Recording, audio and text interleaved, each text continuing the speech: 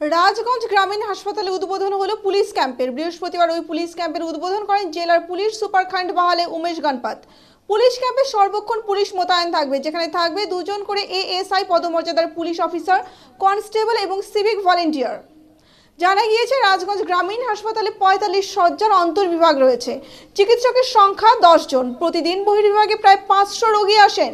হাসপাতাল থেকে রাজগঞ্জ থানার দূরত্ব প্রায় 5 কিলোমিটার। ফলে কোনো সমস্যা হলে পুলিশকে ওই হাসপাতালে পৌঁছতে অনেকটা সময় লেগে যায়। এই পুলিশ ক্যাম্পটি চালু হওয়ায় চিকিৎসক, নার্স ও স্বাস্থ্যকর্মীরা নিরাপদ বোধ করবেন।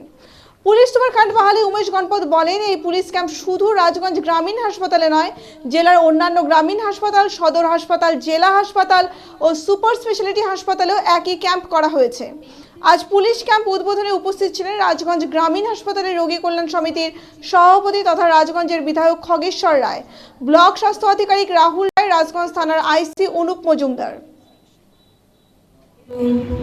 আমরা পেয়ে গিয়েছি সম্মানীয় Shri Shirab Lepcha, DSP headquarter, Jalpaiguri district.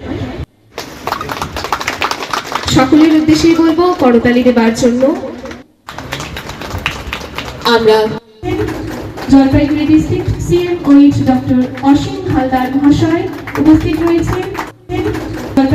আজকে আমাদের এই রাজগঞ্জ রুরাল হসপিটাল যেটা আছে মোগরাডাঙ্গিতে, এই জায়গাতে আমরা একটা পুলিশ আউটপোস্ট এটা বানানো হয়েছে। এখানে আমাদের শুধু পেট্রোলিং হতো, তো আমরা হসপিটাল পক্ষ থেকে একটা রিকোয়েস্ট করেছিল কি একটা ঘর দেওয়া হয়, সেখানে আমরা পার্মানেন্ট হসপিটাল এটা ক্যাম্প বানাতে পারবো। তো আজকে এটা উদ্বোধন হয়েছে, আমাদের পার্মানেন্ট ক্যাম্প এখানে থাকবে।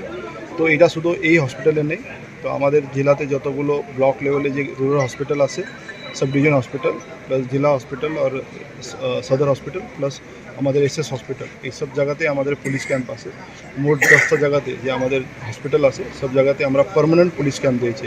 আমরা আগে কিছু জায়গাতে ক্যাম্প ছিল 2 জায়গাতে, लेकिन বাকি জায়গাতে শুধু পেট্রোলিং হতো। তো সেটা পেট্রোলিং তো থাকবে, ওই সঙ্গে আমরা পার্মানেন্ট ক্যাম্পটা করে দিয়েছি এই সব হসপিটালে।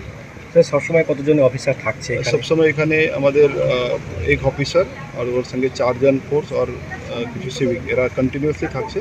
আর আমরা যখন দরকার হবে তখন এক্সট্রা ফোর্স ওই আসে থানা থেকে আমরা এবারে প্রোভাইড করি। প্রতিটি হাসপাতালে কি এইভাবে ফোর্স থাকছে? এইভাবে প্রত্যেক হসপিটালে থাকছে। যেখানে আমার এসএস হসপিটাল আছে ওখানে বেশি ফোর্স আছে, ওখানে হসপিটাল এরিয়াটা বড় আছে, ওখানে মেডিকেল কলেজ আছে, হোস্টেলস আছে। তো ওই জায়গাটা বড় যে বেশি সংখ্যার হসপিটাল এই স্ট্রেংথ আছে।